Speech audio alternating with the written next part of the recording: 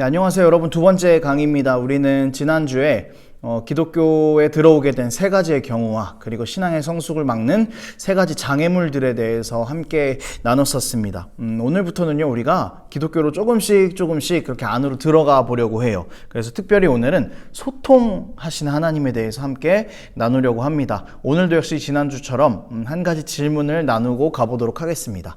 성경과 관련해서 나와 재미있었던 에피소드가 있었다면 함께 인도자와 나눠주시면 감사하겠습니다.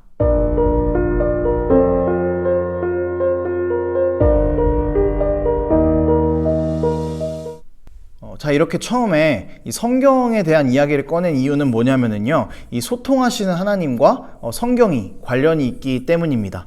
지금부터 함께 강의들을 나누면서 하나님에 대한 이야기, 소통에 대한 이야기들을 해보려고 합니다.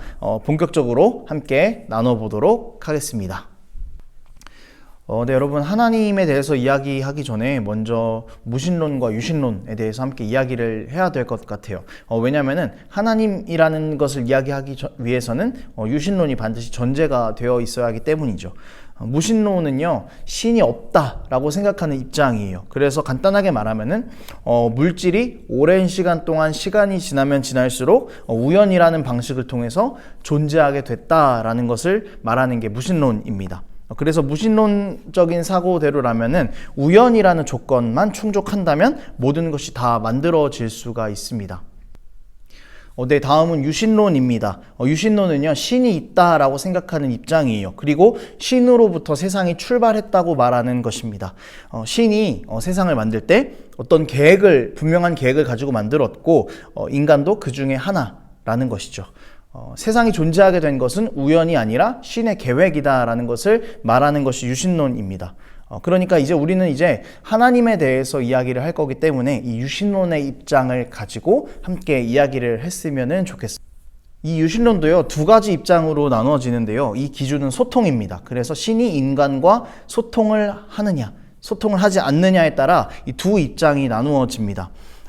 신이 인간과 소통하지 않는다라고 말하는 유신론은 보통 불교, 도교 같은 그런 동양의 철학들입니다.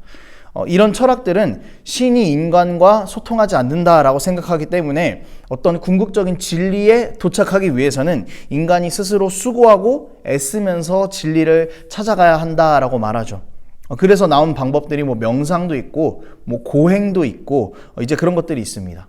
하지만 함정은 무엇인가 하면은 이렇게 노력을 해도 진리에 도달할 수 있다라는 100% 확신을 가질 수 없다라는 거죠. 신이 인간과 소통하기를 원한다라고 말하는 이 유신론은요, 대표적으로 기독교입니다. 하나님이시죠. 하나님께서는 인간이 스스로 진리에 도착할 수 없다라는 것을 알고 계셨어요. 기독교에서는 인간을 죄인으로 규정하기 때문이죠. 그렇기 때문에 도덕적인 한계도 있고 깨닫는 것에도 한계가 있고 영적인 것에도 한계가 있습니다. 그래서 하나님께서 그런 인간을 그냥 내버려 두지 않으시고 인간에게 먼저 오셔서 소통하시고 진리에 도착할 수 있는 방법을 알려주시는 겁니다.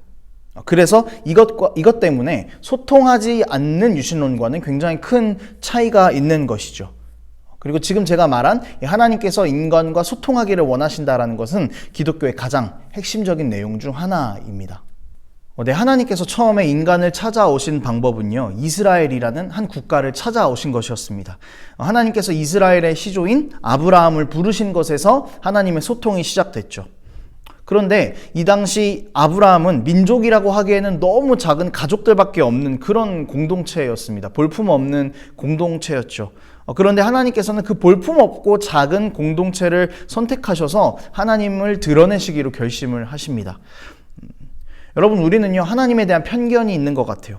소통하지 않으실 것 같고 명령만 하실 것 같고, 그런데 이런 우리를 찾아오셨고 그것도 정말 볼품없는 공동체를 선택하셔서 하나님을 드러내시려고 했다라는 것은요, 우리에게도 그 하나님은 정말 참된 소망이 되실 수 있구나라는 큰 가능성을 열어주는 것입니다. 하나님께서 이스라엘과 소통하시면서 이 소통하신 그 내용들이 우리에게 전해졌습니다. 그것을 하나님께서 문자로 남기셨는데 이것이 바로 성경이에요. 성경은 그러니까 하나님께서 우리와 소통하기를 원하신다, 우리가 진리에 도달하기를 원하신다라는 것을 알려주시는 정말 가장 큰 하나님의 증거입니다.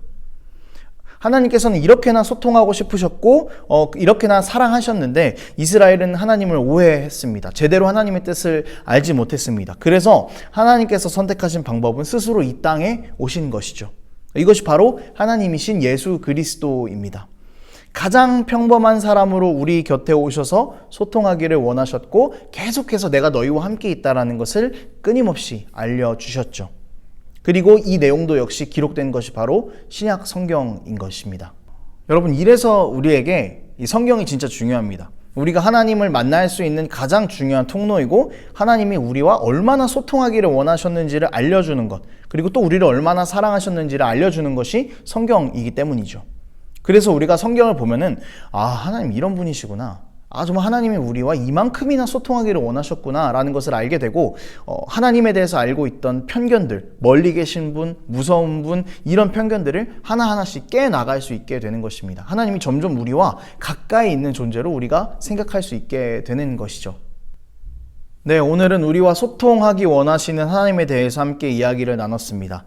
여러분, 하나님을 경험하는 방법, 하나님을 아는 방법이요, 생각보다 멀리 있지 않아요. 바로 여러분 옆에 있는 그 성경 안에 모든 내용들이 다 들어 있습니다. 유한한 사람이 어떻게 무한한 하나님을 알 수 있을까요? 그런데 하나님께서는 성경을 통해 이것이 가능하게 하셨습니다. 그리고 성경을 통해서 우리에게 하나님의 사랑과 소통을 늘 알리셨다라는 것을 우리가 기억할 수 있었으면 좋겠어요. 네, 여러분, 여기서 숙제가 하나 있습니다. 예수님의 행적을 다룬 사복음서 중에서요, 가장 짧은 것이 마가복음인데요. 이 마가복음을 한번 쭉 읽어보시고 인도자와 만났으면 좋겠습니다. 그리고 가장 와닿았던 예수님의 모습을 이 마지막 시간에 함께 나눴으면 좋겠습니다. 네, 강의를 마칠게요. 감사합니다. 다음 주에 뵙겠습니다.